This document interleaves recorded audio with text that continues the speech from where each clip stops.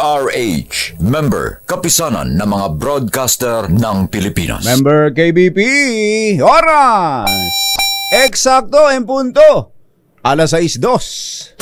Humahataw, humahagupit, lumalatay na komentaryo sa Himpapawid. 2x2. Walang takot sa paghimay sa masalimuot na isyu ng bayan. 2x2. Humahataw na mga balita at impormasyon. 2x2. Ating damhin, ating lasapin ang hagupit na 2x2.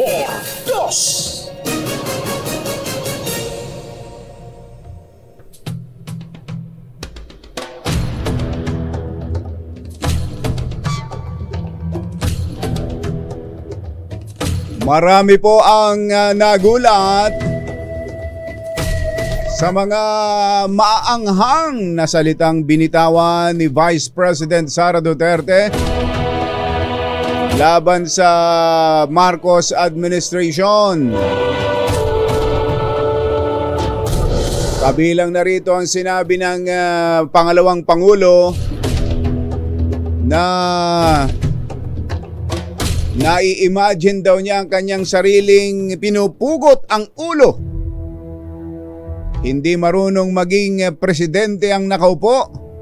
At ang banta nito kay na binanggit kay Senator Amy na ipahuhukay ang mga labi ng dating Pangulong Ferdinand Marcos Sr. at itatapon sa West Philippine Sea. Samantala, aminado si Justice Secretary Boying Rimulya na nagulat din siya at iginiit na labag sa batas ang mga sinabi ng pangalawang Pangulo at maaari daw itong maituring na libel. Maging si dating DILG Secretary Benhur Abalos ay nanawagan kay VP Sara na konting respeto naman sa patay man o buhay. Habang ilang kongresista ang nanawagang sumailalim o isailalim ito sa psychological test. Sa isang panayam, dinipensa naman ni Senator Bato de la Rosa at sinabing honest lang si VP Sara sa kanyang sinabi na kilala daw sa pagiging prangka. Isyu ng bayan. Isyu ng bayan. 2x2. At maitim ang balak, magtago ka na. 2x2. Si Jerry at si Anthony, narito na. 2x2. Hahataw ng todo, murado ka. 2x2. Ang katotohanan, dala nila. 2x2. Walang sinasamba pali, maniwala ka. 2x2. Hataw ng gusto, tol, umasa ka. 2x2. 2x2.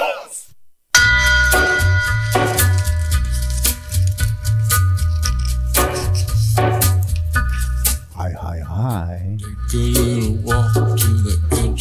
Maganda morning. Bedroom boys. Lamig. Magandang umaga, bayan! Ito po si Jerry Baha. Ito po naman si Anthony Taberna. Muli pong sumasa inyo ang 2x2 sa umagang ito ng Friday! Yoo-hoo! Kamusta kayo mga textmates, mga text partners, mga kapamilya, kapuso, kapatid, kabarkada, mga kapitbahay? How are ya? Paulan-ulan, ano? Oh. Ba't ba ganito ang lagay ng panahon natin? Mamaya nga ay mag-check tayo sa Pag-asa at malaman na rin natin kung ito bang next weekend, itong long weekend na sinabi ko na sa iyo, kumbatsero, na ako ang unang nakakita. Na long weekend next weekend. Oo nga, ano. Ano kaya, ere? Sama mo ako. Kung saan ka man pupunta. Baka ulanin. Mamaya, kung alamin natin.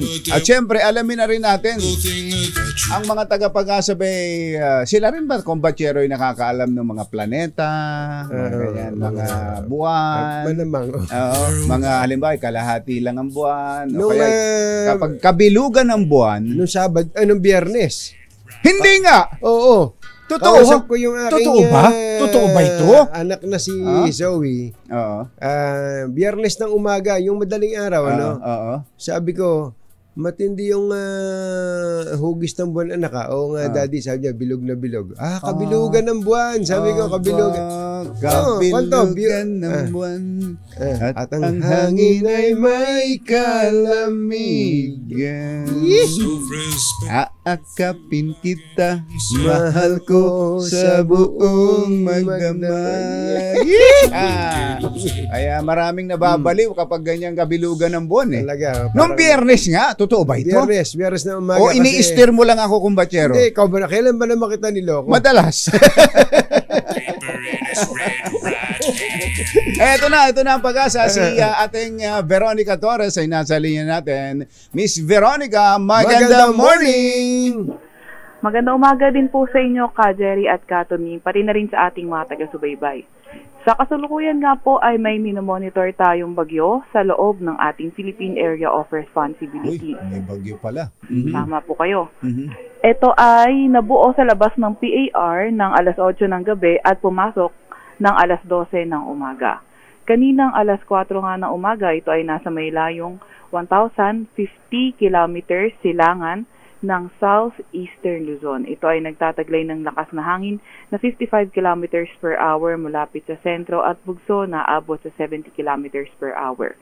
Kumikilo sa direksyong Kanluran, Timog Kanluran sa bilis na 30 kilometers per hour. At dahil nga sa bagyong ito, nakataas ang Tropical Cyclone Wind Signal number 1 sa may Catanduanes, sa northeastern portion ng Northern Samar, at sa northeastern portion ng Eastern Samar. So may pagkamalawak itong sirkulasyon ng bagyong ito, kaya umaabot din ng areas na yan yung mga tropical cyclone wind signal natin kahit malayo pa yung bagyo.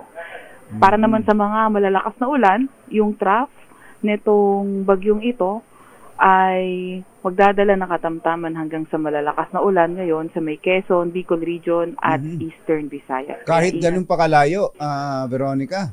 Opo, inaasahan natin kasi yung trough niya or extension umaabot pa rin po sa atin.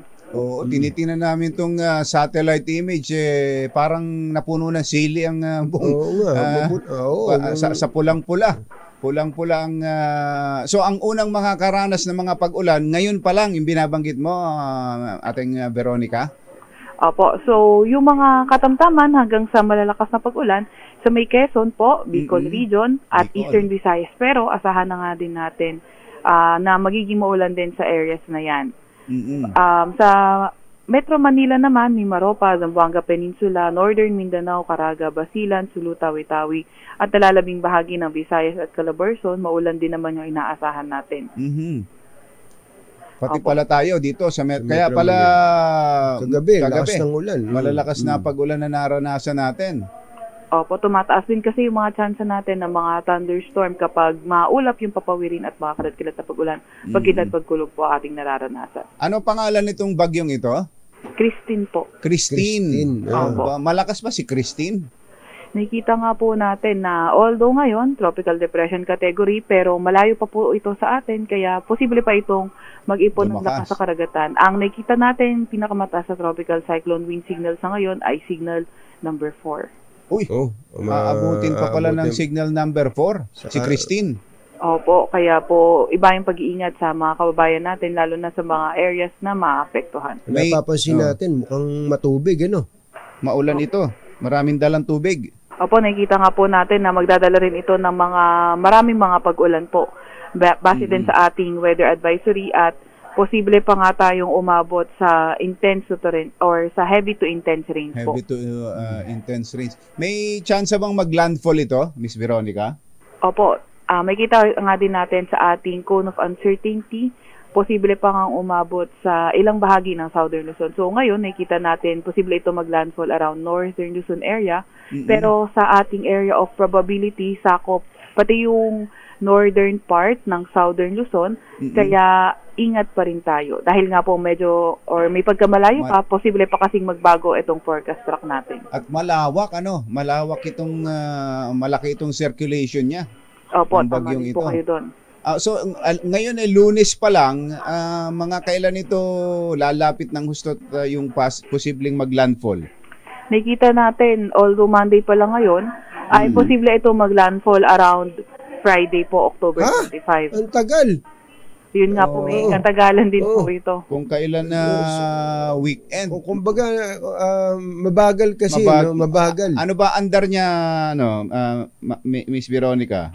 Opo, ngayon, ito ay kumikilo sa bilis na 30 kilometers per hour sa mabilis direksyon. naman pala. Mabilis pala. Opo. 30. Sa mga susunod na araw, nakikita natin na by after 24 hours, 20 kilometers, medyo bumagat. Mag-i-slow down. Opo, 48 hours, 15 kilometers per hour, and then after 72 hours, magiging 10 kilometers per hour. Pabagal ng pabagal. Kaya parang umi-standby dito yan. Yun nga po kaya talagang kailangan mag-ingat at maghanda. Lalo na't malayo pa naman, pero mas magandang mas maagang makapaghanda. Merong advisory ang Office of the Civil Defense, dyan daw sa Northeastern Luzon, maaga yung preparation na kanilang iniuutos Opo, maganda nga po yan dahil nga base sa ating forecast track, Northeastern Luzon, yung posibleng landfall area niya. Oo, dito sa may Cagayan Isabela area, no? Opo, maganda nga po nakakapaghanda na ng maaga. So ngayon may mga nasa signal number 1 na.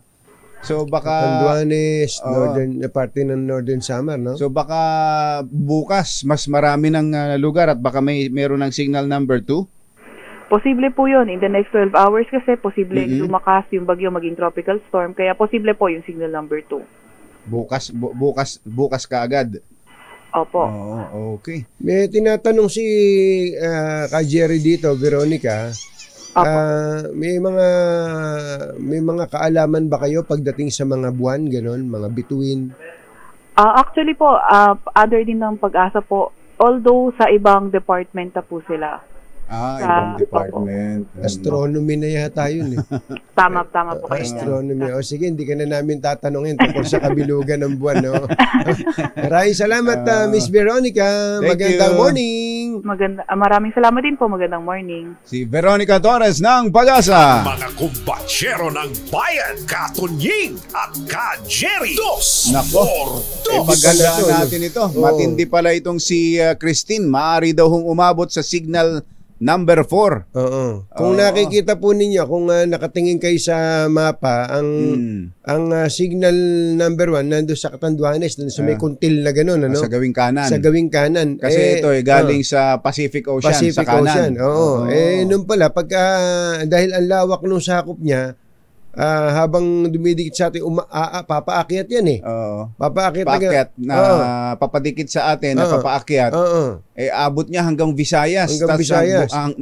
Mula Visayas hanggang sa Northern Luzon. Ganun kalawak. Ang lawak ko nito. Kaya paghandaan nating mabuti. Especially kung batsero, yung hatid nitong malalakas na mga pag-ulan. Yan ang pumipinsala sa atin ang gusto Ang malalakas na pag-ulan, magdudulot ng mga pagbaha at mga landslides. Jerry Baha at Anthony Taberna sa 2x2 sa DZRH. Oras po natin. Mr. Jalam Tang, Lakyam Chap Gohun, 6:15 ng umaga. ACS Balita. Susunod na. Totohanan, balitang maaasahan. ACS Balita. Walang makakaligtas, walang makakalampas. Saan mang sulok ng kapuluan, Luzon, Visayas hanggang Kamindalawan. Basta't may balita, ipagwagwagan ng sikat na tagapagbalita. ACS Balita. Kasama ang 2x2 tandem Anthony Taberna at Jerry Baha. ACS Balita. Balita. Ang programang ito ay hatid sa inyo ng ACS Manufacturing Corporation, ISO certified, maker of world-class quality Pride detergent. Araw ng Lunes, 21 ng Oktubre 2024. Narito na po ang ulo ng ating ACS Balita. Pasok sa eskwela sa ilang lalawigan, suspendido dahil sa bagyong si Christine.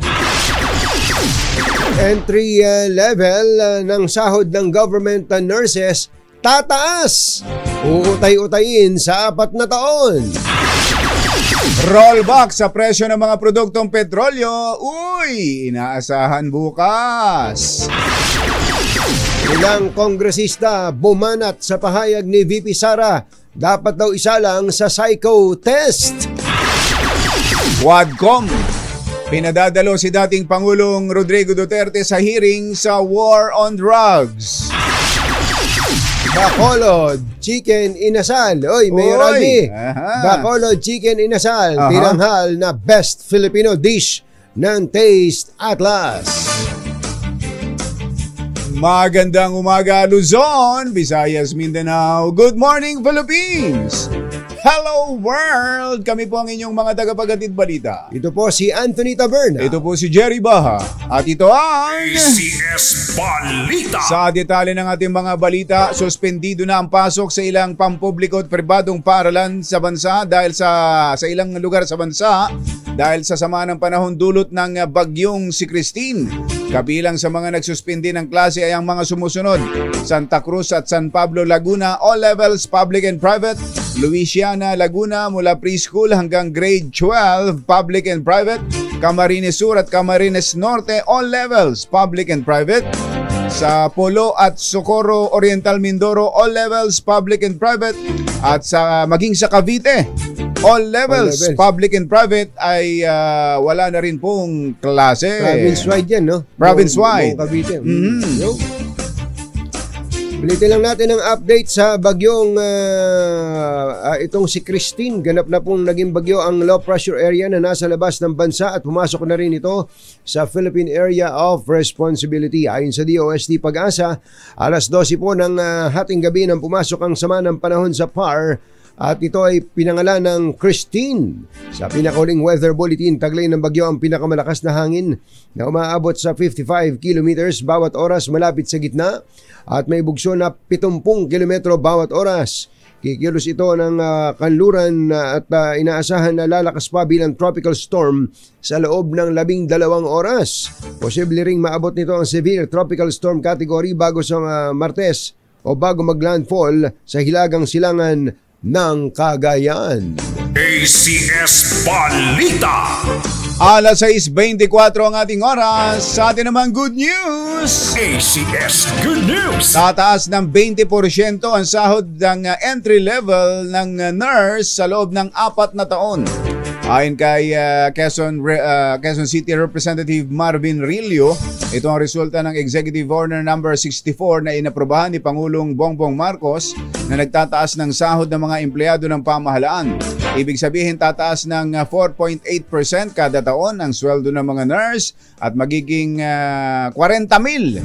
40,208 kada buwan na sa 2025 at aakyat pa ito sa 2027 sa 44,100 plus. Sa kasalukuyan na 38,413 ang entry level ng mga nurse sa pampublikong ospital sa bansa.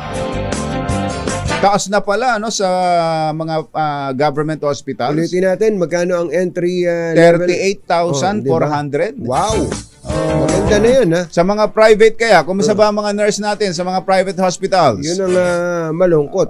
Ayun ang malungkot kung ba't lumipat na kayo sa government hospitals. Maganda po ang pasweldo. Lalo na kung yung dati na ikaw pa magbabayad. Di ba? Para lang magka-experience ka. At pagkatapos sa experience, iskierda na. Punta na sa Singapore sa o abroad. London o Canada. Oo, dahil kung kukunin ka naman ng ospital kung saan ka nag-training, kung saan ka nagbayad, pasusweldohin ka ng 10,000. Babarating ka ng gusto. Mario, mas mataas pa ang sweldo sa iyo ni Ate Ria namin. Kaya talaga. Yung iba naman ay pumapasok nilang bilang private nurse. Ayan. Kaya sa mga nurse natin, yung mga nakaka-graduate at nakakakuha ng, ano yung exam nila? LET ba yun? LET? Oh, let.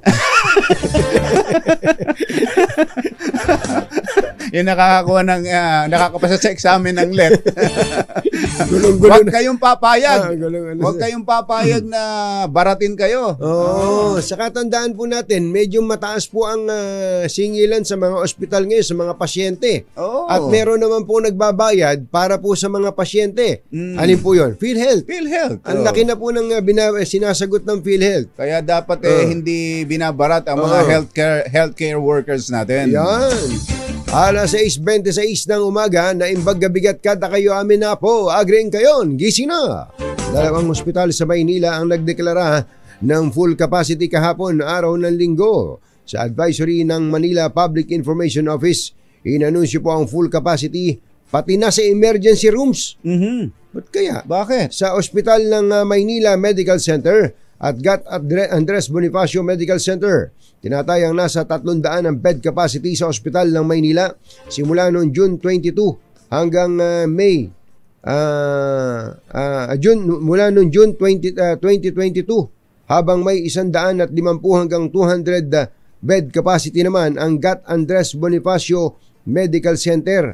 Ang payo po ng Manila LGU, sa ibang ospital muna magtungo ang mga pasyente habang hindi pa nare-resolba ang full capacity status. Anday, Siguro, nagkakasakit. Ano ba yan? malaman natin, meron bang mga Anong klaseng sakit? outbreak dyan? Oo. Check nga natin kay Mayor Baka pwedeng Honey. matawagan natin si Mayor Honey Mayor Lacuna. Honey. Ano bang nangyari dito? Ang Ano ba dami yan? nagpapa-ospital. Dengue ba yan? Oo. O ano ba yun yung sa daga? Leptospirosis. Leptospirosis. Oo. Mamaya alamin nun natin. Oo. Alas 6:27 ang ating oras. Ito pang isang good news. Yes, good news! Asahan daw po ang rollback sa presyo ng mga produktong petrolyo bukas. Sa abiso ng mga oil companies, tinatayang 90 centavos hanggang piso ang posibleng tapya sa kada litro ng diesel. Habang maaring maglaro naman ng mula 30 hanggang 50 sentimos ang pwedeng maging bawas presyo sa gasolina. Una rito ay sinabi ng Oil Industry Management Bureau ng DOE na itinulak ito ng humuhupang tensyon sa gitnang silangan at posibleng sobrang supply ng krudo. So ano dapat gawin kung ang tatanungin ni si Bailon ngayon? Magpakarga na kayo, sabihin ni Jojo. Magpakarga na kayo ngayon. Para kumita daw yung mga oil companies. Ayun. Alas 6:28 na ng umaga. Diyos maray na aga sa Indogabos, mga Bicolano. Mata na kamo, gising na.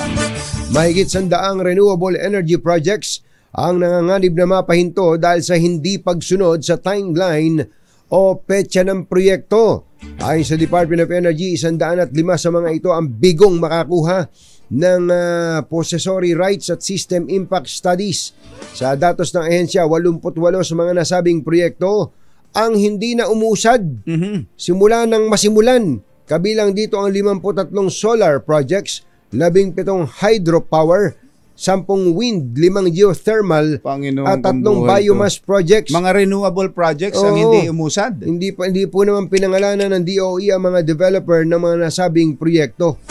Kung ganito yung mga nakikipag-transaksyon sa gobyerno para pumasok sa renewable energy program ng pamahalaan, tama lang talagang i-terminate itong mga ito. Oo, pero ang tanong ay bakit? Oo. Bakit hindi tumutuloy yan? Baka naman ang DOE mismo ang hindi nagsasabi ng totoong sitwasyon. kwento. Baka naman sila rin ang dahilan. Naalala ko kung batyero yung reklamo ng ilang mga may solar diba? investments dito. Oo. Na katakot-takot daw, hindi meron ng katakot-takot na dinadaanan Proseso. sa DOE. Oo. Meron pa katakot-takot na perwisyo sa LGU. Ayun, kaya nga Sa LGU, kung Paano batyero. parang sinasadya eh. Oo. Tapos sasabihin, ay nako, ito namang mga investors na ito Oo. kunwari mag-i-invest, hindi naman pala. Mm. Yung pala, ang totoo, Yung sa bagay, kung batyero, napaka-higpit,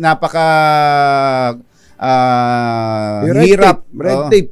Na red tape ang nagiging dahilan. Kung sa bagay, Yan ang kung batyero, kailangan natin ito, napaka-simple lang eh. Mag-i-invest ba yan? Gagastos ba ng malaking pera nila yan? Papasok ba dyan sa industriyang ito yan? Nang hindi nila pinag-aralan yan? Hindi nila pinag-aralan. Baka naman pinahihirapan talaga. Yun! Para wag tumuloy. Yun! Alas 6:31 ang ating oras. Maayong buntag kaninyong tanan mga Bisaya. Mata na mamudiha. Gising na ba kayo? Respetuhin, buhay man o patay. Ito ang panawagan ni dating DILG Secretary Benhur Abalos kay Vice President Sara Duterte. Ito'y kaugnay ng pahayag ng pangalawang Pangulo na ipahuhukay niya ang labi ni dating Pangulong Ferdinand Marcos Sr. at itatapon sa West Philippine Sea kung hindi sila titigil sa political attack. Mabigay dapat sana tayo ng respeto sa kay buhay man kay patay, no? Kung ano man yung issue hinggil dito. Yun lang naman sa akin, we might have disagreements, maaaring meron tayong hindi pagkakaunawaan, pero sana ay respetuhin natin buhay man o patay. No, nga, no. Tama. Ang tinig na ni dating DILG Secretary Benhur Abalos. Humirit po ang mga miyembro ng Kamara na isa lang sa psychological evaluation si Vice President Sara Duterte. Sinabi ni House Assistant Majority Leader at Zambales Representative J. Kong Hun, walang matinong tao ang makakaisip ng ganoon kabayolenteng gawain. Labis anyang nakakabahala ang antas ng kawalan ng katinuan sa mga salita ng Vice Presidente. Matindi nga naman kasi yun. Mahuhulog ka sa upuan eh. Isipin mo, baka naman figure of speech. Kaya lang, hindi figure of speech. Ako, nung unang mapanood ko, baka kako AI lang yun eh. Ginawa lang. Baka kako ginawa lang yun. Kasi pati galaw ng mata eh. Kung sa bagay, tinitingnan ko yung galaw ng mata, baka kako yan eh. Marami kasing mga ngayon, gagaling mga na ngayon AI, hindi po, press con po ito. Actually, napakahabang press con na kung saan nagsuot. 2 oras. Nung Biyernes yan, kamo? Nung Biyernes ng alas 9 ng umaga, mag-alas 10. Na sinasabi mong kabilugan ng buwan? Nataon lang naman siguro yun. Kaya nga tinatanong ko sa iyo kanina totoo ba yan? Sabi ko sa iyo eh. Dahil totoo yun. Pero nataon lang naman siguro yun. Nataon. Yun na nga. Sinabi naman ni House Assistant Majority Leader at La Union Representative Paulo Ortega the Fifth, mapanganib at maaaring magkaroon ng seryosong implikasyon ang pahayag ng pangalawang Pangulo. Sinabi pa ni Ortega na nakakatakot at marahas ang mga pahayag at hindi niya katanggap-tanggap na magmumula sa kahit na sino, lalo na sa nakaupong Vice Presidente ang mga salitang gusto niyang pugutan, naiisip niyang pugutan ang Presidente. At sinabi niya sa kapatid ng Pangulo, si Senator Amy Marcos, na gusto niyo ay ipapahukay niya ang bangkay ng tatay mo. At itatapon niya sa West Philippine Sea. Ito, pinapakita natin yung video ng press con.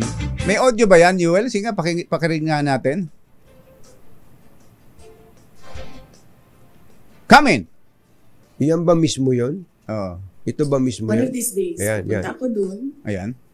Kukunin ko yung katawan ng tatay nyo. Tapon ko yan dun sa West Philippine Sea.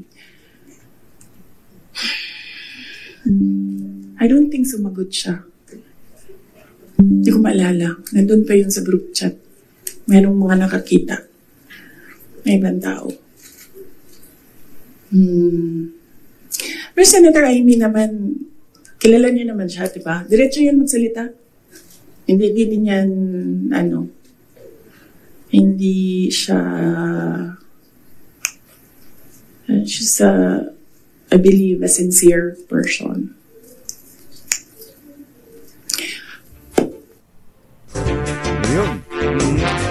So sinabi niya yun kay Amy. Ano kaya naging sagot ni Amy? Actually, kung nasabi na pala noon, tapos parang dumidikit pa rin si Senator Amy kay VP Sara. Ba't ganun? Iba. Hindi ko alam kung sinabi ba niya talaga kay Senator Amy yun. Yun na nga. Kung sinabi niya talaga. Kasi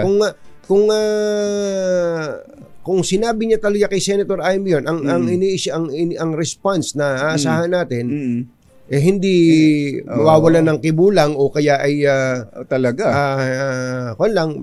Iaapis pa yung nagsabi nun. Oo nga, di ba? Tatay mo tatay na yung... mo yun. Saka patay na patay yun. na. At ang lagi patay man o buhay. Tama si Secretary Benhur Abalos. Ang sinasabi nga lagi ni Senator Amy, ang kanyang sinasandala, ang kanyang idolo, ang lagi niyang binabanggit na sukatan ng mahusay na pamumuno. Ay tatay niya. Ama. Ganun. Sinasabihan ng ganun yung tatay niya. Wala man lang reaksyon. Actually, talaga. Kaya nga ang tanong ko, sinabi ba talaga niya kay Senator Amy yun? Yung pagpugot, Yuel, meron ka ba nun? Yung sinasabing pagpugot, ito kay BBM naman to, sa anak. Kay Pangulong BBM ngayon, yung sinasabing pupugutan. Sige nga, totoo bang sinabi rin yun ni VP Sara?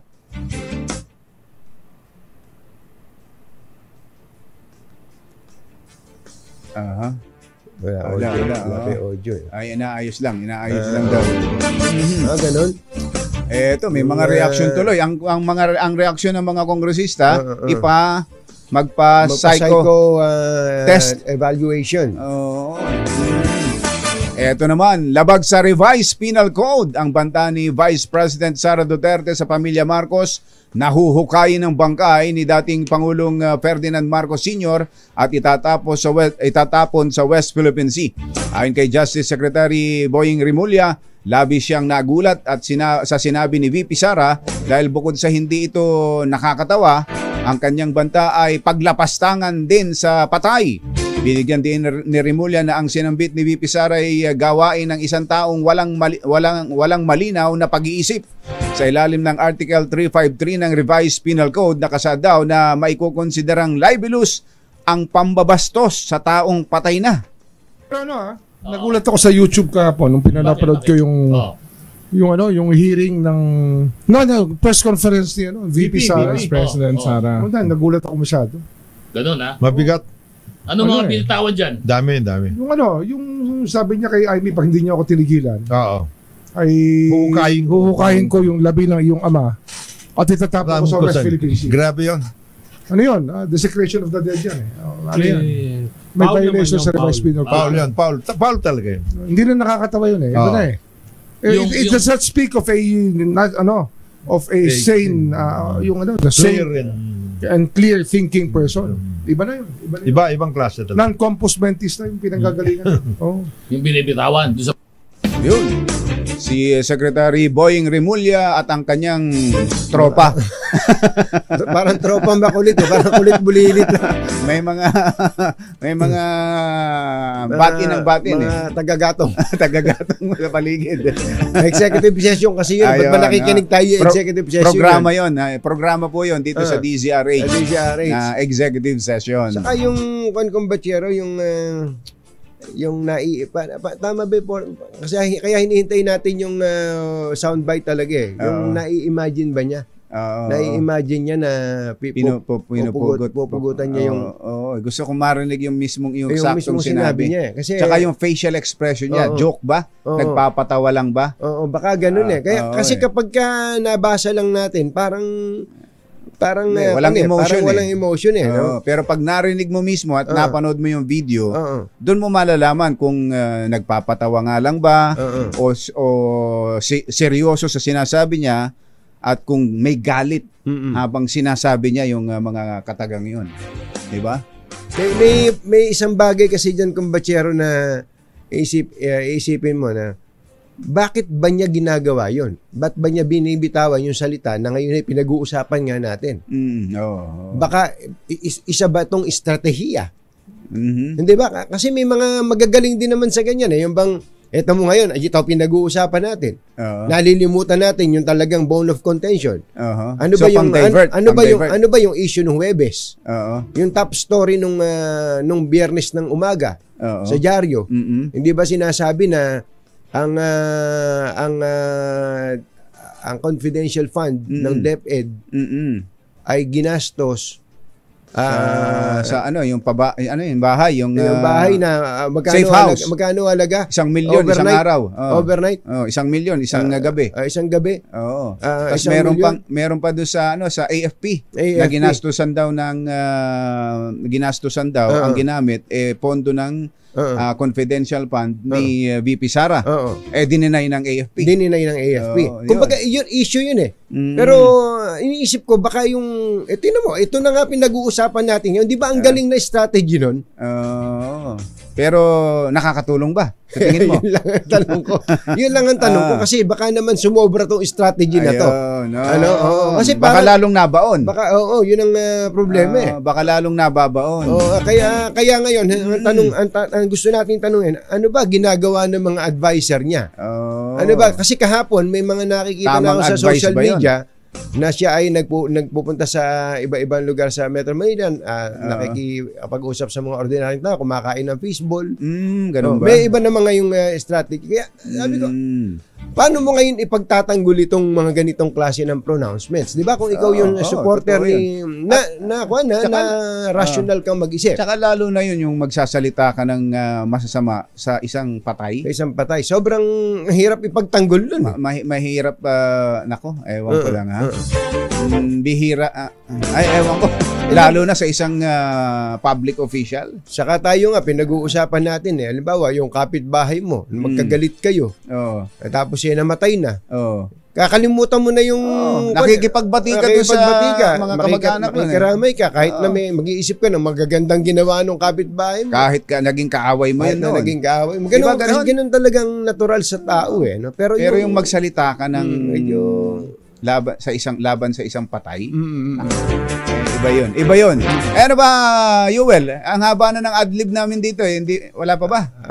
Wala pala. Kaya pala, kung sinabi nyo lang na hindi naman naaabot, hindi na muna kami nag-adlib.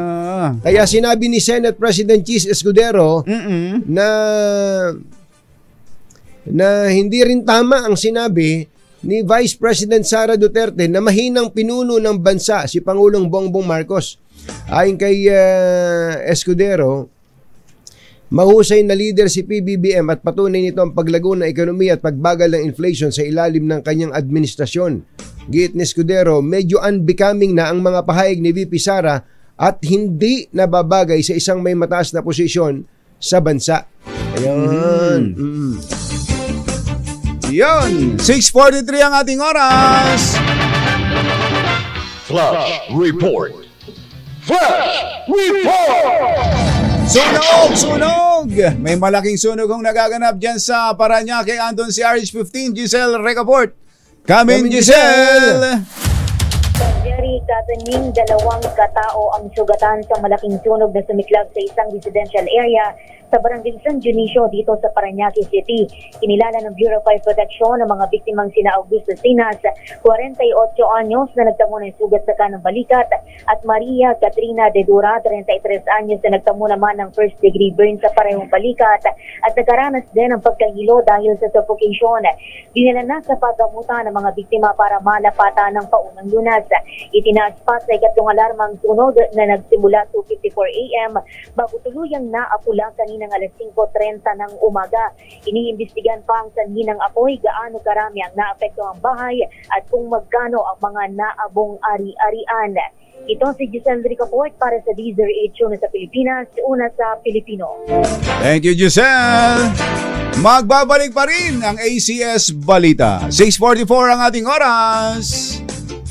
Ang ACS Balita! ACS Balita! Ang programang ito ay hatid sa inyo ng ACS Manufacturing Corporation, ISO Certified, maker ng world-class quality Pride detergent. Hi!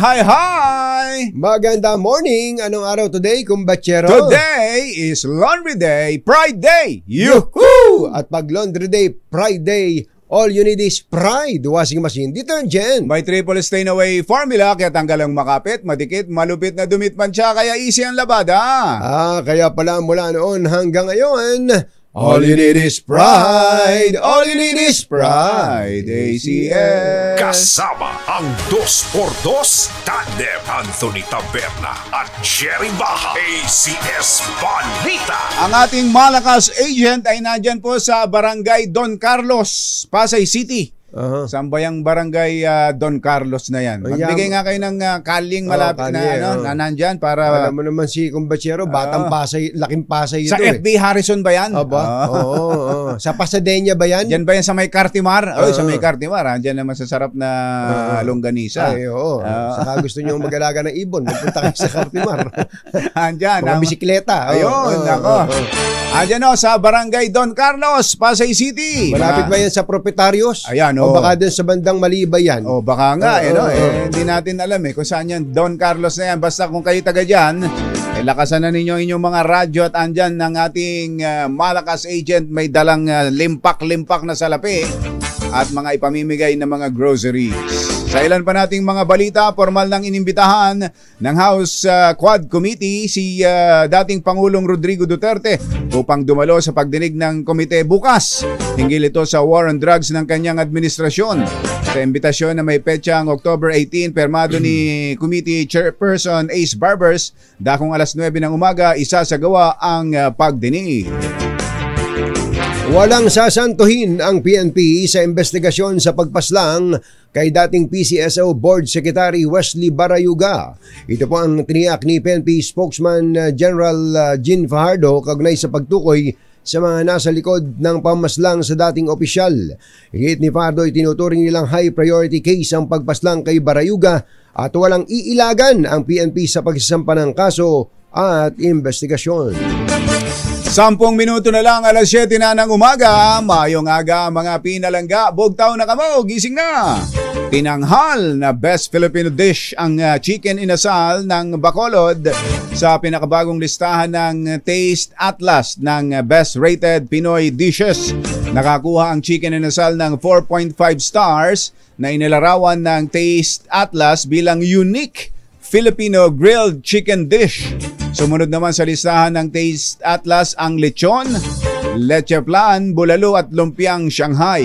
Pasok din sa listahan ng sinigang na baboy, tortang talong, lechong kawali, Bicol Express at arroz caldo. Lahat naman pala ng pagkain natin pasok. Champurado, wala. Baka sa gawing baba, baka kasama rin. Kompleto pala ibig sabihin, masasarap talaga. Masarap ang pagkaing Pilipino. Pagkaing Pilipino. Ayan na. 3 hotel at 3 resort sa Pilipinas ang napabilang sa rekomendasyon ng prestihiyosong Michelin Guide. Ang Michelin ay dating gumagawa ng gulong. Oo nga. Kaya sila ngayon ay napahilig na sa pagkain. Ayun. Masayang ibinalita ng Department of Tourism na kabilang sa na-feature sa Michelin Guide website ang The Peninsula Manila. Sa Makati po yan. Admiral Hotel. Admiral Hotel sa Manila. Dito, ito. Cross Boulevard. At Hotel Okura, Manila sa Pasay City. Yung Okura yung nandyan sa sa may tabi ng Resort World. Yan yung 'di ba yung sa tabi-tabi Manila yung Marriott Hyatt. Ayan. Akala ko dito yan sa may yung gawin ng Soler sa gawi-gawi ron. Okada yun. Diba? Okada pala din kasi yun. Kasama naman sa mga best resort sa Pilipinas ayon sa Michelin ang Amanpulo sa Palawan. Maganda kaya talaga dyan? Hindi pa ako nakarating yan. Mga nakahubo daw ang naliligo dyan. Anong oras ba aalis? Crimson Resort and Spa sa Mactan, Cebu at Nay Palad Hideaway sa Siargao. Ayon sa DOT, ang naturang mga establishmento ay nabigyan ng pansin ng Michelin dahil sa pagpapakita ng best Filipino hospitality na nagangat sa global standing ng ating tourism industry. Ano ba talaga basa doon? Michelin? Michelin siguro. Michelin. Michelin. Diba? Basta alam natin, gumagawa ng gulong. Gumagawa ng gulong. Napahilig sa pagkain. Hanggang ngayon, gumagawa pa rin ng gulong yan. Nagatid ang kabuuan ng ating ACS Balita. Ito po si Jerry Baha. Ito po naman si Anthony Taberna. Kasama ang 2x2 tandem Anthony Taberna at Jerry Baha. ACS Balita. Balitang makatotohanan, balitang maaasahan. ACS Balita. Ang programang ito ay hatid sa inyo ng ACS Manufacturing Corporation, ISO certified, maker ng world-class quality pride detergent. Number 1. Let's Marvin Gaye and get it on. Hey, good morning kay Anton Christopher Taberna Mananis, who is watching right now. Right now in Seattle, Washington. Seattle, Washington. Beside the Space Needle. Anton, Topi, kumusta ba? Anton Christopher ka. Topi, kumusta ka ba dyan? Anton Christopher. Ito daw si VP Sara dahil pinapanood nila. Ang dami na nakatutok pala sila dun sa mga video. She doesn't seem like she's joking po. So sa tingin niya hindi nagpapatawa. Kaya nga gusto ko ring mapanood. Mamaya inire-ready na raw ni Yuel nang mapanood din natin at makita natin joke ba yun? O seryoso ba siya? At ano kaya ang nagtutulak sa kanya para ibig ko sabihin, kumbachero, may pwede bang maging reasonabling dahilan para ang isang tao ay magsalita ng gano'n? Yung ba sasabihin mo, okay, kasi kaya mo nasabi yan alam ko, may pinaguhugutan ka. Pwede bang gano'n? Yung magsalita ka ng ganun laban sa patay? Wala akong maisip Wala akong maisip. Maliban na lang kung talagang ikaw ang galit sa puso mo umiigtad. Kumbaga para kang sobrang galit. Hindi pala galit. Yung pagkasuklam. Nasusuklam ka sa hatred na. Hatred. Pero yung matatanggap. Hindi kasi hindi pa rin katanggap. Pagkatungkol sa patay kumbachero, medyo mahihirapan tayong magbigay ng katwiran doon. Kahit gusto natin bigyan ng katwiran. Kahit humanap tayo ng katwiran, hindi natin mahihanapan yan mamaya ipapanood doon namin sa inyo. Ngayon na ba? Hindi ba si Kiko Pangilinan nung nagsalita siya tungkol doon sa parang hukayin ng patay. Sino ba natuwa kay Kiko Pangilinan?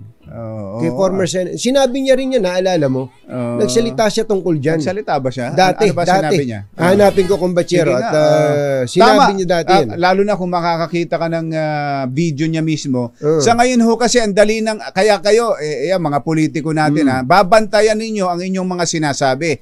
Dahil ho sa teknolohiya ngayon, at dahil sa social media, ang dali ngayong hanapin ang mga dati ninyong sinabi. Totoo. Pasisinungalingan nyo ngayon. Hindi ko sinabi yan. Wala akong sinabing ganyan. Pag nailabas, isang karaniwang marunong lang mag-research, maghanap sa social media, mapupuntusan kayo. Bigyan ko kayo ng halimbawa. Gusto nyo? Gusto nyo? Sige. Gusto nyo? Sige. Eto, si Congressman Ace Barbers, kumbachero. Napupuntusan ngayon si Congressman Ace Barbers dahil sa kanyang pinangungunahan niya. Siya namumuno doon sa Quadcom na para bagang dinidikdik ang mga Duterte. Dati pala may mga naglabas tuloy ngayon ng video niya na parang all-out support siya at humihingi pa siya ng another term. Para kay dating Pangulong Rodrigo Duterte. Ito, paparinig ko sa inyo. Ito. If given a chance and if I will be asked, ano bang dapat gawin natin para ma-continue o ma-sustain itong gera kontra sa droga? Ako ho, candidly, I answered that question. I was asked that question several times. At ang sinabi ko, kailangan natin ng extension pa kay President Duterte. Sa ganon, ipagpatuloy itong kontra-drogang programang ito. Ayun. Tingnan nyo na. Kinuha yan. Inilabas yan ngayon dahil siya yung nag-iimbestiga sa war on drugs. Inilalabas ngayon yan. Ibig sabihin, dati may mga salita siyang ganon. Na talagang all out support. All out support sila sa mga pamamaraan ng Duterte war on drugs. Tapos ngayon iba ang kanilang mga sinasabi. Mamaya, hahanapan natin ng paliwanag si Congressman Ace Barbers tungkol dyan. Eto pa, kumbatsero, na may nagpadala rin sa akin ito at nagulat din ako, yung tungkol sa mga sinasabing pagpatay at reward system. Sinagot na yan ni Senator Bongo na walang ganon. Sabi niya, hindi gagawin hindi iuutos ni Pangulong Duterte yung kanyang pagpatay. Reward system. Eto, tinan niyo, pakinggan niyo. May sinabi ba siya na patayin mo ito? Shoot them dead. Wala pong ganong... Abogado po si dating Pangulong Duterte. Dati po siyang prosecutor. Hindi siya nagbibigay po ng instruction na illegal. Kaya may order ko rin sa dyan, sir. Shoot to kill. Wala pong pakialam dyan sa iyo. I don't give a shit kung anong gusto nilang sabihin. So wala siyang inutusan na patayin mo ito. Wala po siyang inutusan ganon. Sa pagkarinig po, wala po. Alam niya po anong legal. I will not hesitate my soldiers to shoot you. 2016, pinangako niya, sabi niya, susugpuin ko ang illegal na droga. Pero wala siyang sinabi na patayin mo ito, patayin mo yan. Wala siyang sinabi ganon. Shoot them dead. Gusto lang natin yung totoo. Gusto kong malaman yung totoo lamang po. The truth. Katotohanan lang. Shoot them dead. Shoot them dead. Limang meron siyang iutos sa akin na illegal, hindi ko po susundin. Hindi rin po ako papayag na utusan ako ng illegal. At hindi rin po ako papayag na may mga reward system. Importante po, si Pangulo ang magsasabi. Sabi niya, karapatan po ng Pilipino malaman kung sino yung mga Ninja Cup. Nabanggit rin po niya, nandiyan po rin po yung reward na kanyang sinabi noon, 1 million po sa mga Ninja Cups, patay. Pag buhay, kalahating milyon lang po. Pag lumaban, 2 million. Humahataw sa komentaryo. 2x2. Ayun, yung sinasabi natin, kumbatsero. Sa dali ngayong maghanap ng mga dating sinabi ninyo, mga statement ninyo, hindi lang audio, may video ho yan. May video ho yan. Pagtatapat-tapatin yan sa sinabi nyo noon at sinasabi nyo ngayon. Talaga, kung kayo ba'y nagiging consistent at kung totoo ba ang mga sinasabi ninyo. Ayan. Yun ang problema, ha? Kaya tandaan nyo yung mga sinabi nyo noon. Tandaan ninyo. Tandaan nyo para hindi kayo nagmumukha sinungaling. At habang nagbabantay kayo dyan, bantayan din natin ito hong papalapit na bagyo. Si bagyong si Christine, na maaari daw hong umabot sa signal number 4. Ang layo pa ho niya, nasa 1,000 kilometers pa ang layo sa kalupaan, pero meron na hong signal number 1 sa Catanduanes, Northern Samar at Eastern Samar. Marami daw hong dalang ulan ito. Itong bagyong si Christine, kaya paghandaan natin at mukhang malawak. Biro nyo, ang layo pa, Visayas, Bicol, pataas sa Metro Manila, may mga pag-ulan na tayong nararanasan at hanggang sa Northern Luzon. At ang landfall nga inaasahan sa Cagayan Cagayan ang inaasahang landfall. Ito daw hong buong linggong ito ay yan ang mga sasagupain natin, ang bagyong si Christine.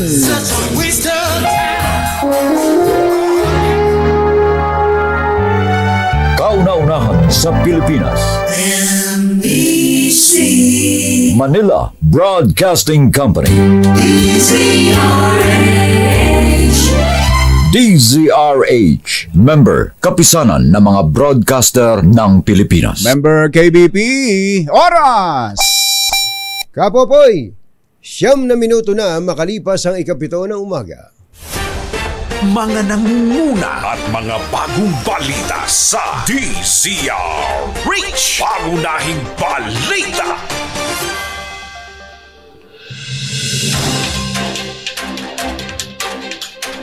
Narito na po ang ulo ng ating mga pangunahing balita. 3 lugar nakataas ang signal number 1 dahil sa Tropical Depression Christine. Senate Blue Ribbon Committee tiniyak na hindi mababahiran ng politika ang investigasyon sa war on drugs. Tirada ni Vice President Sara Duterte laban kay PBBM, figure of speech lang ayon kay Senator Bato de la Rosa. Presyo ng kamatis sumipa sa 200 pesos per kilo. Halaga ng iba pang gulay tumaas din ayon sa DA. Pagtaas ng bilang ng mga nagugutom isinisi sa climate change. Lalaki nag-amok, hinataw ng tubo ang isang pulis sa Tondo, Maynila.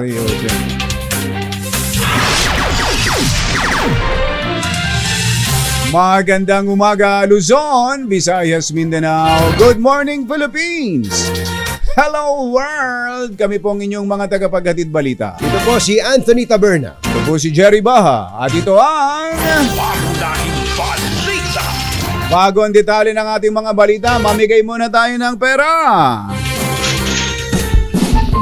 Dahil 85 taon na ang kauna-unahan sa Pilipinas at ang MBC mas gumanda na, mas pinalakas at mas pinalawak pa ang pamimigay ng ating papremyo. Ito ang DZRH Mas Malakas promo kung saan pag naabutan namin kayong malakasang nakikinig o nanonood sa DZRH ay mananalo ka ng instant 1,000 pesos at may kasama pang grocery bag ng DZRH. So ano pang hinihintay ninyo? Tutok na sa nangunguna kauna-unahang radyo sa buong Pilipinas, DZRH. Una sa Pilipinas, una sa Pilipino. May winner na! Kahit maulan pa ba ngayon? Maulan pa ba sa labas? RH6 Sherwin Alfaro, go, go, go! Bawal. Ito yung mensahe ng mga taga-barangay. Don Carlos. Kaya, bibigyan na. Bawal. At ingay. Napakatahimik na hindi mga barangay. Saan yan? Saan yan? Barangay Don Carlos. Kasi konting kibot dito, nagtatahulan mga aso. Kaya bawal na mag-ingay. Bawal mag-ingay sa mga nagpa-practice. Dahil night duty employee ang nagpapahinga. Yan. Kaya dapat masyado maingay. Kaya maingay. Kaya maingay dyan.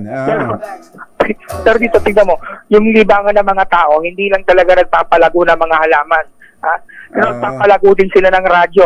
Wala na palang ulan. Wala palang ulan na Sherwin. Wala na. Tuyo na. Pero itong si tatay, yan, tingnan mo, parang seryoso sa pagpapalaki ng kanyang radyo. Pati ho tinanin yung radyo dyan. Pati ho tinanin yung radyo nyo. Dito, salamat.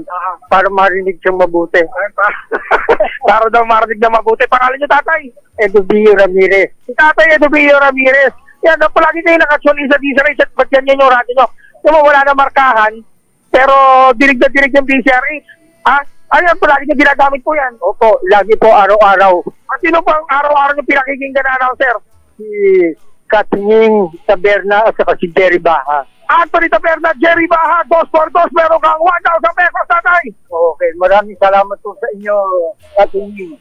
Maraming salamat, Katingin. At siyempre meron din kayong grocery bag mula sa DZRH. Pakita natin. Grocery bag mula sa DZRH. At siyempre meron din kayong umbrella.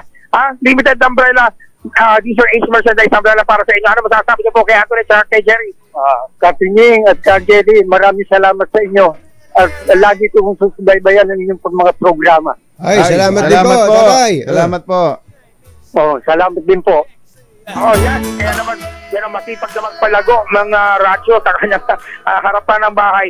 So si tatay, dun sa mga nais manalo din ng 1,000 pesos, pwede kayo manalo. Basta tumutok lang sa DZRH, Mas Malakas for March number 6, Sherwin Bata Alfaro, DZRH, una sa Pilipinas, una sa Pilipino. Thank you! 7:14 ng ating oras. Magbabalik ang mga pangunahing balita. Metro sa silangan ng Eastern Luzon. Taglay nito ang lakas ng hangin na umaabot sa 55 kilometers per hour at pagbugsong 70 kilometers per hour. Kumikilos ang bagyo sa bilis na 30 kilometers per hour sa direksyong Kanluran, Timog Kanluran. Nakataas ngayon ang Kanluran, Hilagang Kanluran. Nakataas ngayon ang signal number 1 sa Catanduanes, northern portion ng Northern Samar at northern eastern portion ng Eastern Samar. Inaasahang magla-landfall ang bagyo sa bahagi ng Cagayan habang posible ring lumakas ito sa typhoon category pagsapit ng Huwebes.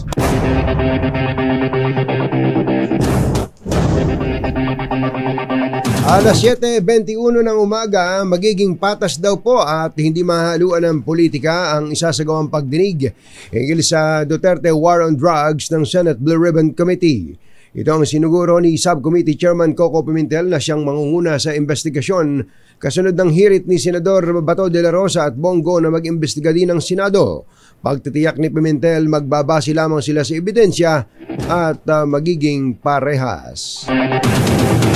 Figure of speech at naging totoo lang si Vice President Sara Duterte sa mga naging pahayag nito. Ito ang depensa ni Senator Bato de la Rosa kaugnay sa sinabi ng Vice Presidente na nai-imagine niyang pugutan ng ulo si Pangulong Bongbong Marcos at hukayin ang mga labi ni dating Pangulong Ferdinand Marcos Sr. at saka itapon sa West Philippine Sea. Gate ni Bato, naging totoo lang si VP Sara sa kanyang saloobin dahil hindi ito plastic na tao. Kilala rin niya ang Vice Presidente na prangka at nasa tao na kung paano titingnan ang sinabi ng pangalawang Pangulo. Sige nga, pakinggan nga natin yung sinabi ni VP Sara.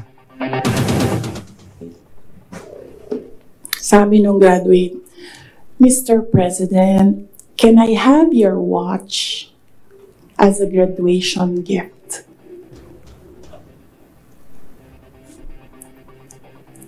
And narinig ko, tabi ako, di ba? Narinig nung katabi ko. Narinig nung katabi ng katabi ko. But apparently, this guy, di niya alam kung ano isasagot niya.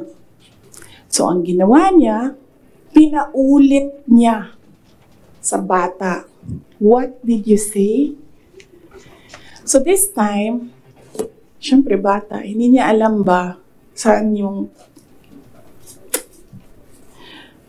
inulit ng bata, louder this time.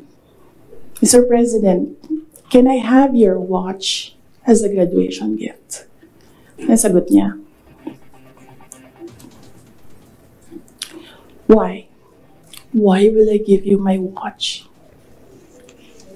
At that point, may sakit na ako. Wasn't feeling very well. Nandun lang ako, nakakatayo ako doon kasi may gamot ako. Gusto ko tanggalin yung ulo niya ba?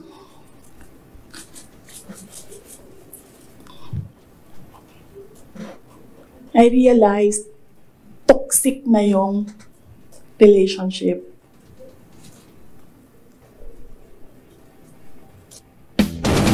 Yun, doon pala yun. Doon pala galing sa Relo. Sa Relo, sa PMA graduation.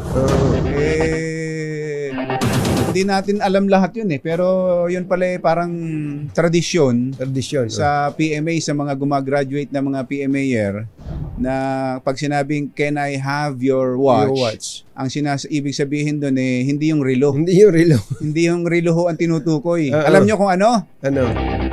Kumbaga parang watch my back. Watch my back. Your protection. Your protection, your support. Your support. You know ang ibig sabihin. Pero dapat ipinapaliwanag talaga 'yun Hindi alam lahat ng tao. Ng tao 'yun. Si Presidente Duterte nga ang binigay yung relo niya. Actual na talagang literal na ibinigay yung relo. Nung pala pagka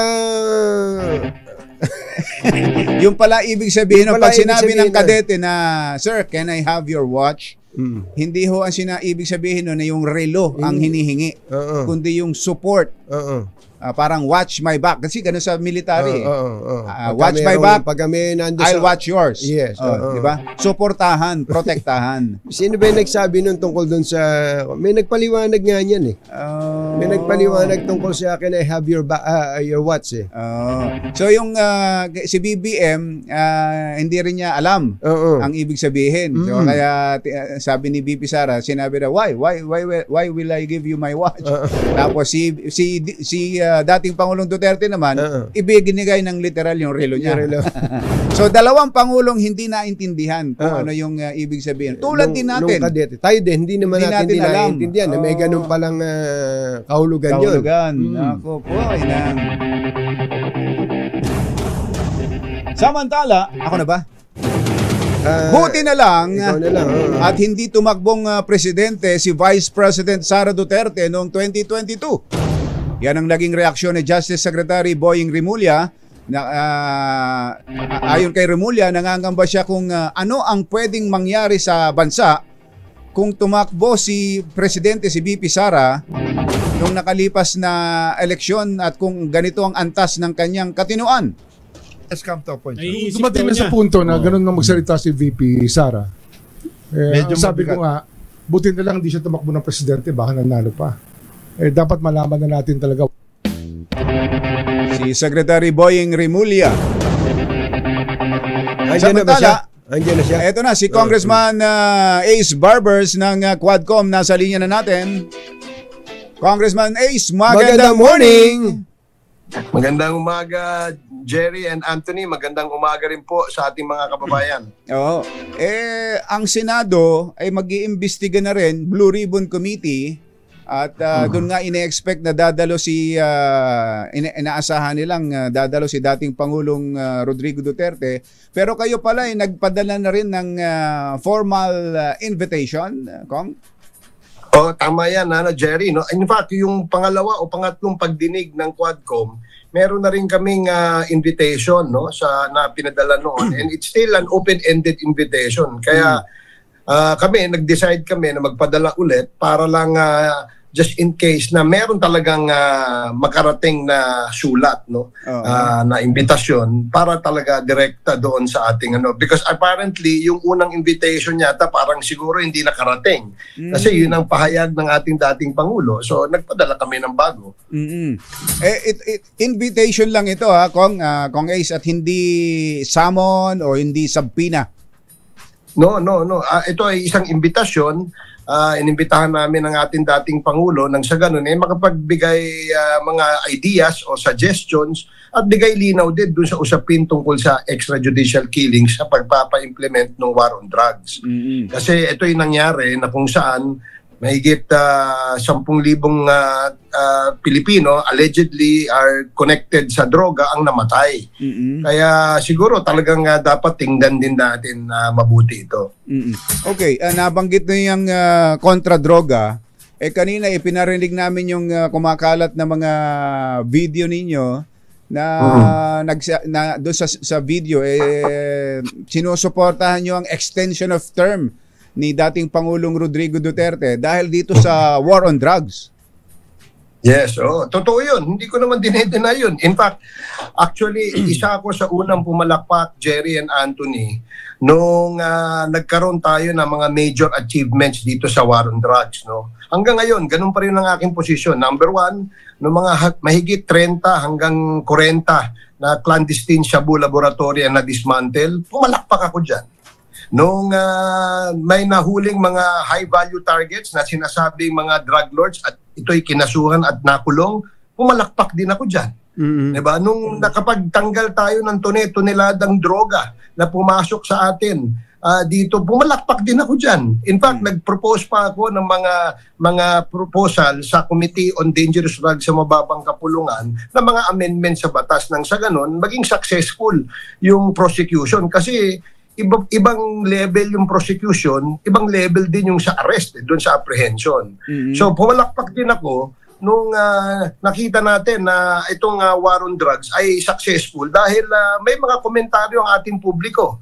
Pero what I condemn, ang kinukondin ako ay yung mga pagpatay na walang habas na pagpatay at walang yung mga pang-aabuso ng mga nag-implement nitong war on drugs. Marami po 'yan, kaya nga po umabot sa 10,000 mahigit ang namatay. Kasi kung ito'y walang pang-aabuso kung sabihin lang natin ng laban, huwag mong sabihin na 10,000 yung nanlaban, di ba? Maaring meron talagang nanglalaban, no? Pero hindi naman ganyang karami. So, ngayon, napatunayan sa mga pagdinig ng Quadcom na meron palang basihan kung bakit namamatay ang mga kababayan natin. Kasi meron daw po na reward system. Kaya ito po ang hinuhukay natin. Ito po yung ating iniimbestigahan. Ngayon, doon sa nagsasabi ho na nagbago ang aking posisyon, palagay ko mag-isip-isip muna sila at tingnan nila yung aking pronouncement. Hanggang ngayon, pinapalakpakan ko yan. In fact, mas gusto ko nga tuloy-tuloy sana except the killing. Yung po bang mga sinasabi noon ng dating Pangulo na kill them, shoot them, hindi ba kayo kasama sa pumalakpak doon? Hindi ba party yun ng war on drugs? Hindi ako pumalakpak sa kill them eh. Ang pinalakpakan ko yung apprehension, yung accomplishment ng PIDEA at ng ating PIDEG nung time na yon. Yung AIDG pa nag-umpisa hanggang sa naging PIDEG. I will never appreciate nor upload yung sinasabing pagpatay. Dahil ito lang yung tanong, gusto ko nga ibalik yung tanong doon sa mga nagsasabing tayo eh. Hindi ba kayo lahat pumalakpak din sa ganyan? Ngayon, tanungin ko, gusto nyo ba sa barangay nyo, kaliwa kanan may namamatay na hindi mapaliwanag? Gusto nyo ba sa barangay nyo na bigla na lang may tutumba na nabalitaan nyo, yung kapitbahay nyo binaril kasi yung pala adik? Na hindi ka, kapitbahay mo, hindi mo nga alam na adik eh. Diba? So, yun ang pinapalakpakan natin, yung achievements, yung pagtatanggal ng droga sa kalsada, pagkukulong sa mga drug lords, at syempre, yung mga pag-dismantle ng mga clandestine shabu laboratories. Dahil nung una, Jerry, Anthony, ang balita natin, ini-smuggle yung droga. Kaya nga may magnetic lifter, merong cylinder. Pero eventually, dito na pala minamanufacture. Kaya ako itontuwa nung na-dismantle ito eh.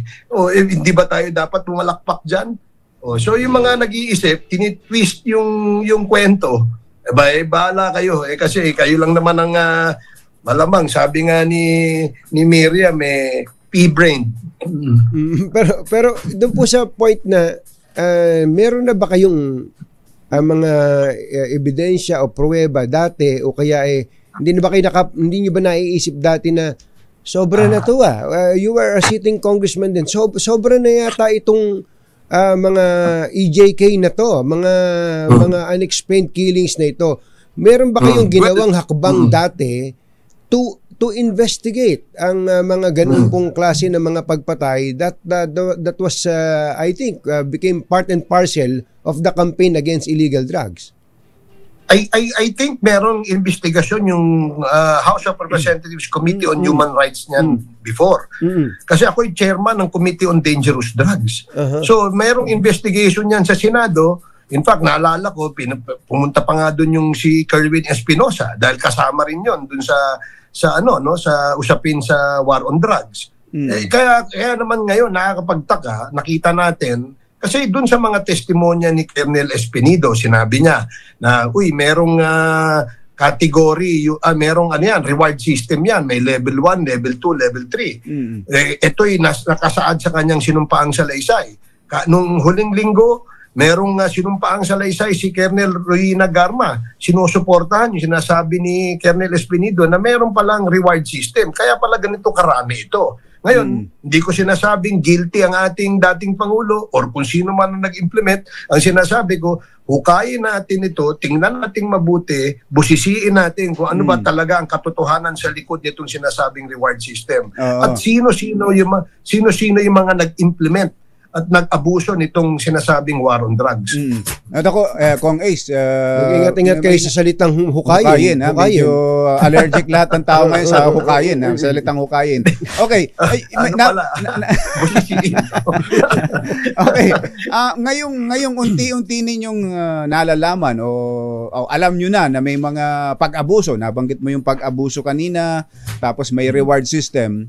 Masasabi pa ba nating matagumpay yung nakaraang war on drugs ng Duterte administration? Sa konteksto, Jerry, Anthony, sa konteksto ng pag-aalis ng droga sa kalsada na kung saan ay magiging accessible sa ating mga kababayan ito, napakalaking achievement yan. Hanggang ngayon, pumapalakpak pa ako dyan. Kaya doon sa mga bumabatikos, makinig kayo mabuti. Ito po pinapalakpakan ko po yan. Ang hindi ko po uulitin ko, ang hindi ko pinapalakpakan, ito ngang sunod-sunod na pagpatay. At alam mo, Jerry, Anthony, dito base sa datos ng PNP, marami rin palang pulis na napatay. Dahil marami palang pulis na involved sa recycling ng droga, pagbibenta ng droga, yung pagpaplanta ng ebidensya. Alam mo, ito rin isang major achievement ng nakaraang administrasyon under President Duterte. Ngayon lang ako nakarinig ng presidente na isiniwalat yung mga sinasabing dito sa ating bansa, meron tayong narco-politician, narco-judges, narco-prosecutors, narco-cops, narco-barangay captain, narco-kagawad. So nakita natin yun, yung courageous na attempt to educate ang tao. Hindi ba dapat palakpakan yun?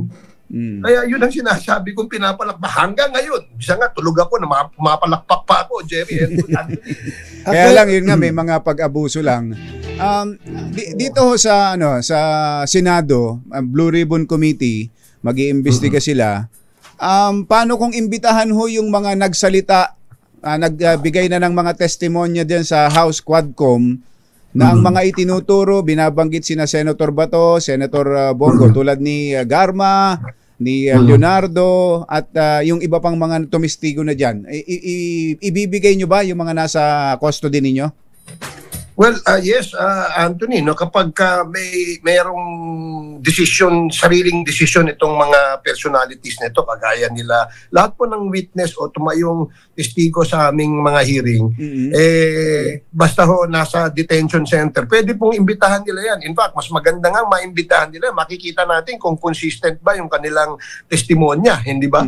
Kasi siyempre, kasama yan sa investigation. Kami tuwan-tuwa na nagkaroon ng ganitong klaseng investigation ang Senado para parallel. At least alam natin na in sync kami, naka-align kami sa usapin tungkol sa EJK at meron kaming kagustuhan na mahinto natin ito sa ating bansa. Dahil hindi magandang imahe ang nakakarating sa mga kapit bansa natin kapag tayo ay sentro ng extrajudicial killing sa Asia. Kaya isang magandang hakbang ito. Kami sumusuporta rito. Ako personally.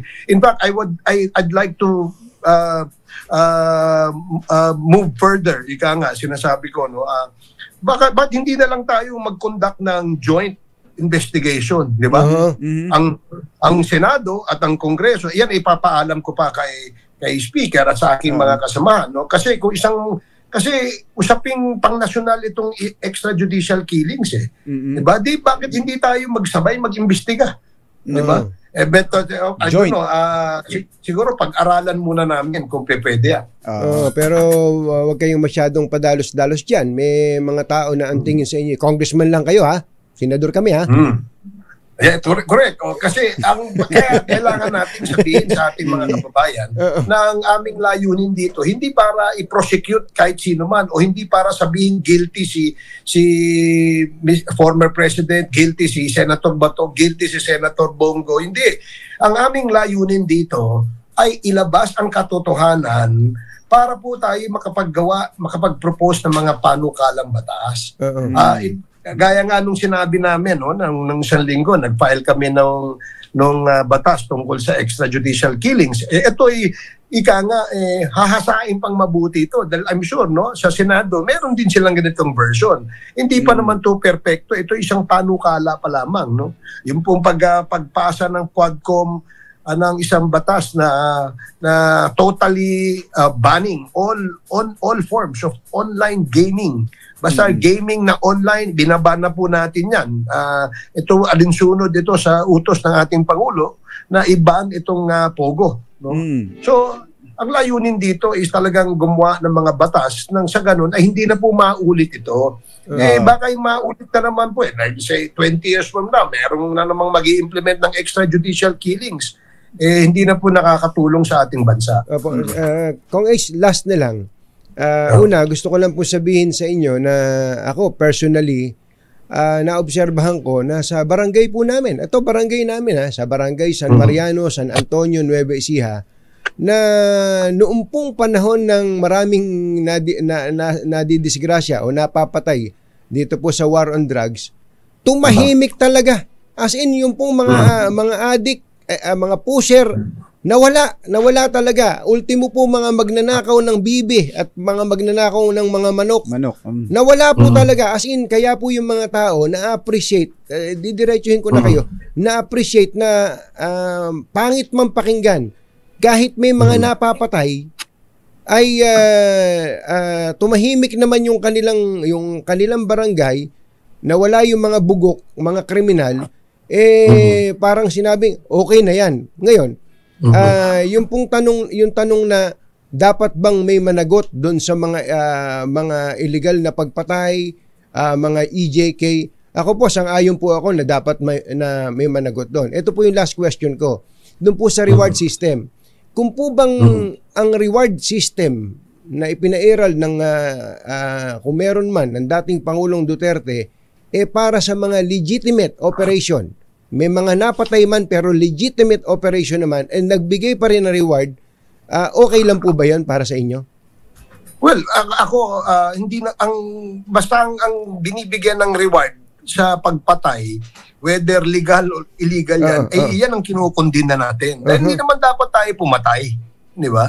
So, ako, totoo yung sinasabi mo, Anthony, dahil sa barangay din namin, sa barangay Lipata, sa Surigao City, tumahimik. Di ba?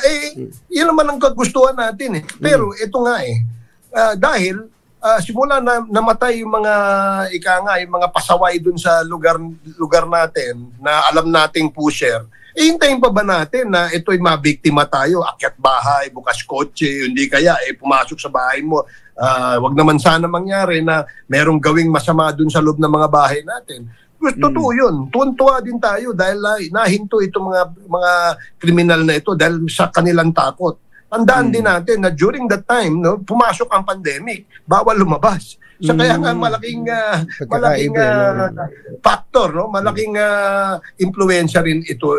Pero again, ulitin ko, hindi dapat ang pumapatay. Ngayon, kung ang ating ay nanlaban, natural, dumepensa yung law enforcer, nagkaroon ng putukan, namatay yung ating law enforcer, bayani yan para sa atin. Dapat natin palakpakan yan bilang isang bayani sa ating lipunan. May kagustuhan lamang na magkaroon ng katahimikan. Kaya lubaban, no? Pero yung gawing pulisiya na kung saan palabanin yung ayaw lumaban, iba na yon, ibang usapan na yon. Pero ngayon tingnan natin ngayon, ikumpara natin din ito ngayon. Ngayon sabihin natin, merong pa ring mga adik sa kalsada. Hindi naman nawala hindi ba? Pero marami pa ring nahuhuling droga, marami pa ring nakukulong, nakakasuhan na mga drugista. In spite of the fact na galing tayo sa isang matinding labanan o gera tungkol sa droga. So anong ibig sabihin nun? Yung ba ang solusyon? O baka meron pa tayo ibang dapat gawing na solusyon? Kaya nga ito sa Quadcom, isa ito sa aming ipinapropose, na magkaroon ng isang matinding pag-aaral, magkaroon ng isang komite na parang truth commission or something, na magkakaroon sila ng kanilang mga proposal. Ito yung mga eksperto sa investigation, eksperto sa prosecution, eksperto sa usapin tungkol sa droga. Ito ang aming gustong dalhin sa dulo nitong Quadcom. So, okay. Kaya parehas tayo. Ako, I appreciate din na nagkaroon ng katahimikan. But the question is, ito ba ang solusyon? Diba? Paano yung mga namatay na wala namang kinalaman? Example, Kian de los Santos. Diba? Diba, biktima ito ng pag-aabuso ng mga miyembro ng PNP o PIDEA nung panahon na sila ay nag-i-implement ng war on drugs. Yun ang kinukondena natin, yung mga umaabuso. Hindi dapat maging polisiya yan. Kong Ace, so ang magiging bida bukas, kung dadalo si dating Pangulo, siya yung bida. Kung sakali, meron ba kayong naka-reading backup diyan ng mga supporting actor? Sino ba yung mga pwedeng isa lang pa ninyo? Hindi, kasi yung usapin ng pagbibigay ng reward, no, dalawa ang nagsabing mga witnesses sa Quadcom na meron talaga ito, may existing talaga daw ito, na kapag patay, ganito ang premyo, pag buhay, nakulong, ganito ang premyo. Yun gusto nating patutuhanan, no, na meron nga ba talaga ito. So meron kami inimbitang mga witnesses, kagaya ng mga nabanggit ni Colonel Garma sa kanyang testimonya, sa kanyang sinumpaang salaysay, na kung saan doon daw dumadaan yung pera na pinamimigay. So kailangan matanong din po natin yan. But other than these witnesses, meron kaming inaasahan, no, na meron pang magsisiwalat. Pero as of now, habang itong oras na ito, wala pa kaming confirmation. Dahil nga ang aming requirement sa kanya ay mag-submit muna siya ng affidavit bago siya humarap. Okay. Kong Ace. Kong Ace, salamat Thank po. you. Maraming salamat, Jerry and Anthony. More power sa inyo. Congressman Ace Barbers, chairman ng Quadcom. Mga nangunguna at mga bagong balita sa DZRH. Pangunahing balita. 7:47. Muna at mga bagong balita sa DZRH. Pangunahing balita. Kumbachero, alam mo ba na itong BDO Pay app ay sobra palang flexible? Kahit anong BDO account or credit card mo, pwedeng gamitin. Aba, kagaling ano. Pwedeng i-link ang BDO bank account o credit account? Pwede ba kahit pareho? Ako kung ganun pala sobrang hassle-free na magbayad. Walang kahirap-hirap. Oo, talaga naman. Teka muna. Paano yung mga walang BDO account? Pwede ba silang gumamit? Siyempre naman. Pwede silang mag-open ng BDO Basic account na mismo sa app na walang initial deposit or sa branch. Kaya kahit hindi ka BDO client, enjoy ka pa rin sa features tulad ng scan to pay, send money at pay bills. Ang saya pala ng BDO Pay app. Flexible na. Convenient pa. Oo naman. Kaya kung gusto mong hassle-free transactions, i-download mo na ang BDO Pay app. Sobrang flexible at swak na swak sa mga pangangailangan mo. Mga nangunguna at mga bagong balita sa DZRH. Pangunahing balita.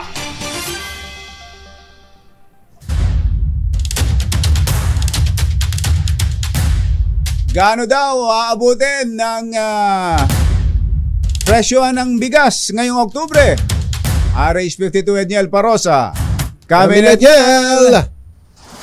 Jerry at Anthony, ramdam na sa Pasig Mega Market ang fearless forecast ni Agriculture Secretary Francisco Chu Laurel na mas murang bigas ngayong buwan ng Oktubre. Sa pag-ikot ng DZRH News kaninang umaga, nakita natin marami na yung 45 pesos per kilong bigas. Aba! Ang pwesto rito sa Parengke. Ayun. 42 kada kilo, pinakamura. Wala na akong tayo nag-ikot, pero ito yung mga maitim-itim na bungang damo kung tawagin para naman ito sa mga alagang hayop karaniwan. Ayon sa mga retailer, 1 hanggang 2 linggo pa lamang yung kanilang imbakan o nasa kanilang imbakan itong mga bigas. Nagaling umano sa Isabela at ilang bahagi ng gitnang Luzon. Mas mura na ang bagong aning local rice kaysa sa mga imported na 51 pesos per kilo. At pinakamurang broken, matay na rin sa mga may-ari. Una nang ibinigay ni Laurel itong pagtaya sa pagdinig ng Senado ditong unang linggo ng buwan. Pero aminado ang kalihim, tuluyan pang mararamdaman ang epekto ng supply sa presyo pagsapit ng Enero. Sa panayam din ng DZRH News, kinalampag ng grupong Sinag ng DA at NEDA na reviewin na ang bawas taripa sa imported rice dahil sapat na umanong lokal na bigas ngayong last quarter ng taon. Ito si Edniel Parosa, nagulat para sa DZRH.